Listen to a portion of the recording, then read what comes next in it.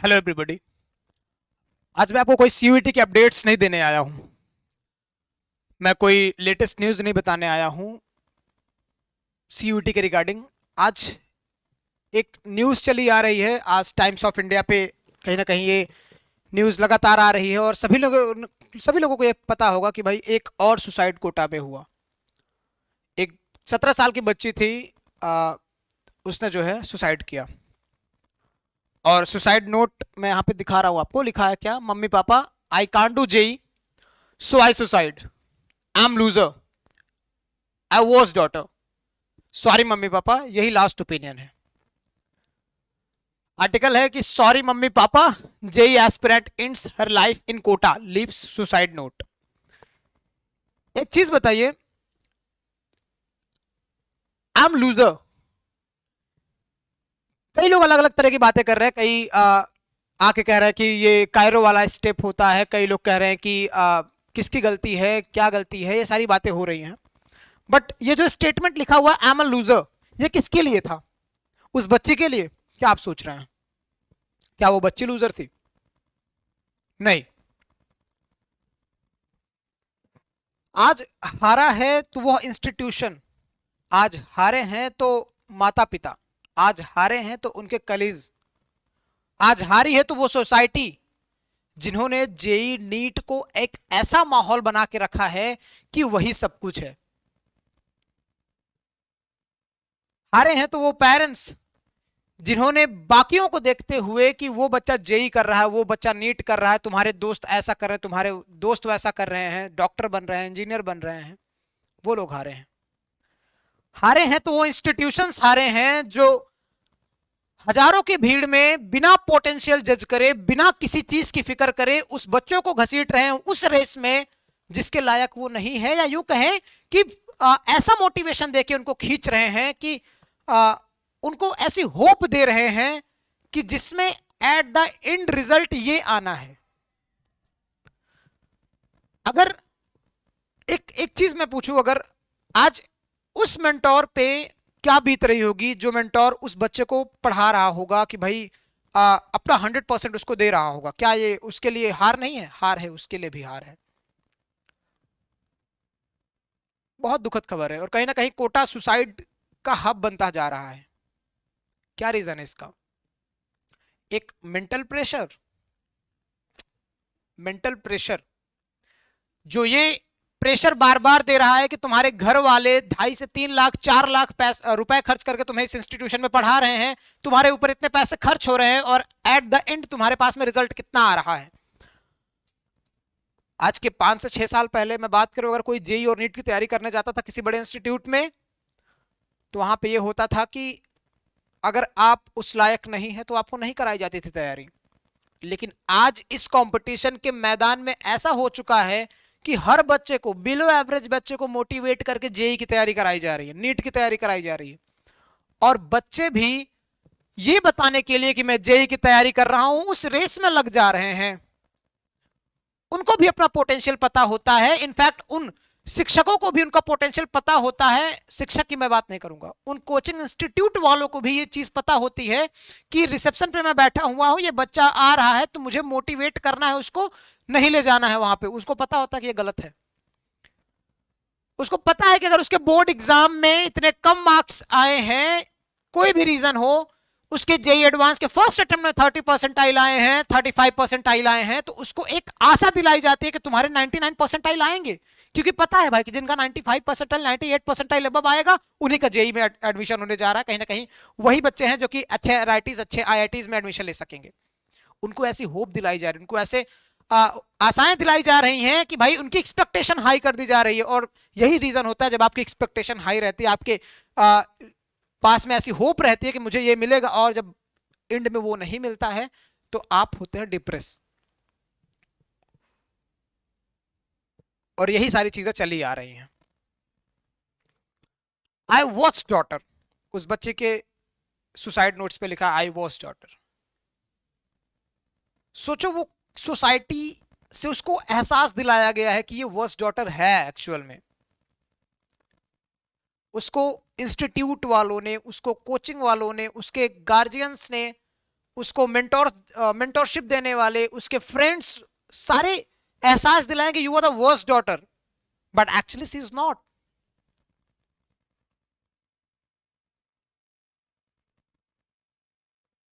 बहुत दुख की बात है कि लगातार इस साल 29 अटेम्प्ट हुए हैं सुसाइड के कोटा में। कहीं ना कहीं बात मैं सिर्फ कोटा की नहीं कर रहा हूं, ये हर एक जगह की बात कर रहा हूं। कोटा है तो हाईलाइटेड है तो वहां की चीजें हमारे पास में आ रही हैं, कई जगह पे हाईलाइटेड नहीं है तो वहां पे हमारी चीजें नहीं मिल रही हैं। अगर एक पेरेंट्स आप हैं, आप ये देख रहे हैं कि भाई कोई सुसाइड कर रहा है, तो आपको भी सारी चीजें पता होती है कि एक्चुअल रीजन क्या है, तो आप क्यों उस रेस में बच्चे को भेज रहे हैं जहां पे आप सिर्फ ये देख के कि आपके पड़ोसी का बच्चा जेई क्लियर कर लिया, नीट क्लियर कर लिया, डॉक्टर बन गया, तो मैं भी उसी बच्चों को उसी फील्ड में भेजूंगा? क्या ये सही है? क्या सिर्फ जेई नीट ही है जो बच्चों को सफल बना सकता है? वही करोड़ों कमा सकते हैं, वही लाखों कमा सकते हैं, वही जीवन में सफल हो सकते हैं? मैं खड़े खड़े यहाँ पे कितने सारे नाम गिना दूं जिनको आईआईटीज एनआईटीज के बारे में पता नहीं, जिन्होंने कभी सपना नहीं देखा, जिनका एडमिशन ही नहीं हुआ था वहां पे, वो भी आज जीवन में बेहतर कर रहे हैं। वो भी आज कितने आईआईटीज को अपने यहां पे एज ए एम्प्लॉय रख रहे हैं। कितने ऐसे स्टूडेंट हैं जो अपने ही कलीजेस को देखते हैं कि भाई वो आईआईटी की तैयारी कर रहा है तो चलो मैं भी करता हूं। ये सारी चीजें पता होती है कि मेरा पोटेंशियल कितना है, मैं कितना कर पाऊंगा, कितना नहीं कर पाऊंगा, उनको मोटिवेट किया जाता है। Motivation is a good thing, अच्छी बात है आप मोटिवेट कर रहे हैं, बट ये भी समझिए रियलिटी चेक भी आप देते रहिए स्टूडेंट्स को। आप वो नहीं करते हैं। आप उसको ये एहसास दिलाते हैं कि 1 महीने में कैसे आपका जेई क्लियर हो जाएगा, आप ये एहसास दिलाते हैं कि 3 महीने में कैसे आप क्रैक कर लोगे, आप ये एहसास दिलाते हैं। अब सोचो ये 12th की बच्ची थी, 12th की स्टूडेंट जेई प्रिपेयर कर रही है, तो उसको 12th ड्रॉपर भी नहीं थी कि भाई उसके ऊपर ज्यादा डिप्रेशन हो, लेकिन कहीं ना कहीं ऐसा फील दिलाया गया उसको कि भाई आप बहुत पीछे जा रहे हो, आपके पास अगर ये नहीं तो कुछ भी नहीं होगा, ऐसा एहसास दिलाया गया है उसको। मैं इसे सुसाइड नहीं कहूंगा, ये एक तरीके का ना, कहते हैं ना कि ये सुसाइड है, नहीं, मर्डर है भाई। ये सब लोगों ने मिल के ऐसा किया है और ऐसी चीजें होती आ रही हैं। सुधारना होगा उस एजुकेशन सिस्टम को, अपने इस एजुकेशन सिस्टम को सुधारना होगा जहां पे एक बेहतर शिक्षा दिलाई जाए, जहां पे सारी चीजों के बारे में बताई जाए, हर एक डायरेक्शंस के बारे में बताया जाए, उनको एहसास दिलाया जाए कि यही सब कुछ नहीं है।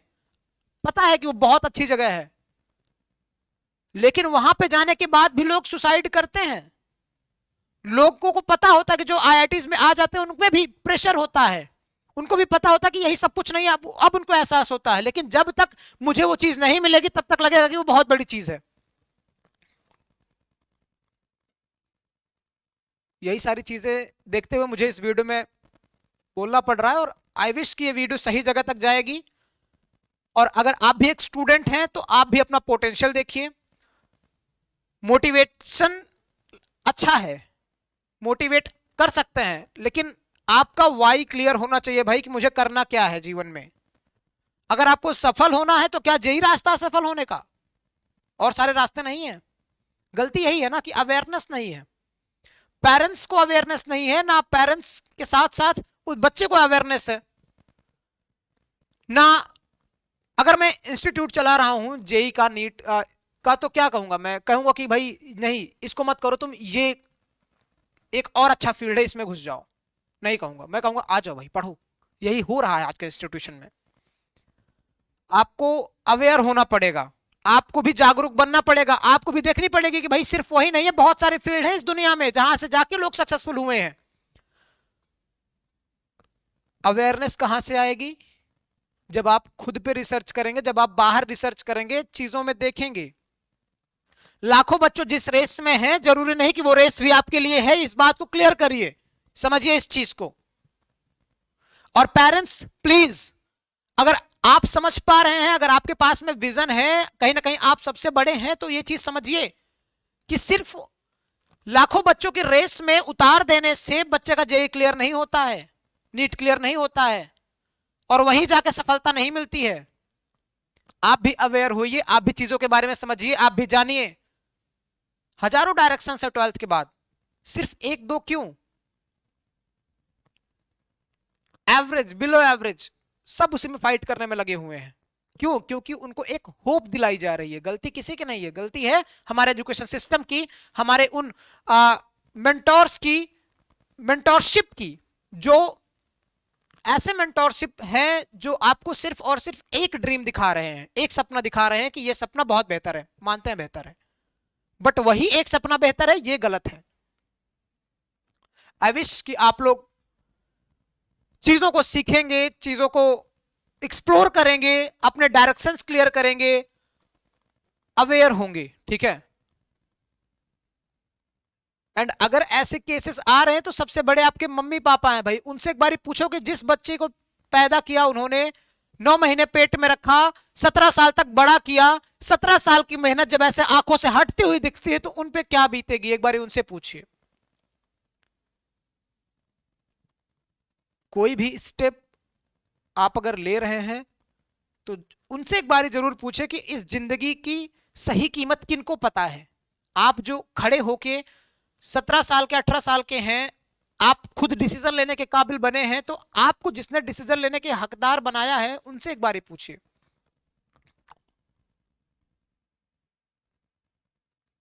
तो बेहतर है आप एक सही फैसला लेंगे। इस वीडियो में बस इतना ही। मैं बहुत कुछ नहीं कहना चाहूंगा, बस इतना कहना चाहूंगा कि अगर कोई भी फैसला ले रहे हैं आप, तो अपनी पूरी जिंदगी को देखते हुए, क्योंकि जिंदगी बस 17 साल की 20 साल की नहीं होती है। और अपने माता पिता से जरूर आप एक हेल्दी इन्वायरमेंट बना के रखिए, माता पिता के साथ में भी अच्छा व्यवहार बना के रखिए, उनसे बातचीत करते रहिए, क्योंकि वही है जो आपको परफेक्ट सोल्यूशन दे सकते हैं। और पेरेंट्स भी, माता पिता भी अपने बच्चों के साथ में जरूर कोऑर्डिनेट करते रहिए, बातचीत करते रहिए, उनको जो पसंद है, उनको क्या उसी डायरेक्शन में जाना जहां पे भेजना आप चाहते हैं, क्या सारी चीजें हैं वो आप कंसल्ट करते रहिए, क्योंकि उनके पहले गार्जियन, पहले टीचर, पहले डॉक्टर, सब कुछ आप ही हैं। तो प्लीज आई रिक्वेस्ट कि ये सारी चीजें ना सुनने को मिले, ना देखने को मिले तो ज्यादा बेहतर होगी। क्योंकि एज अ टीचर मैं जो फील करता हूं कि एक स्टूडेंट जिसको मैं पढ़ा रहा हूं, जिसको मैं गाइड कर रहा हूं, अगर वो ऐसे फैसले लेते हैं ना, तो कहीं ना कहीं बहुत बड़ी हार है वो एक शिक्षक के लिए। ये मैसेज उम्मीद करेंगे कि आप सही लोगों तक जाएगा। फिलहाल के लिए बाय बाय।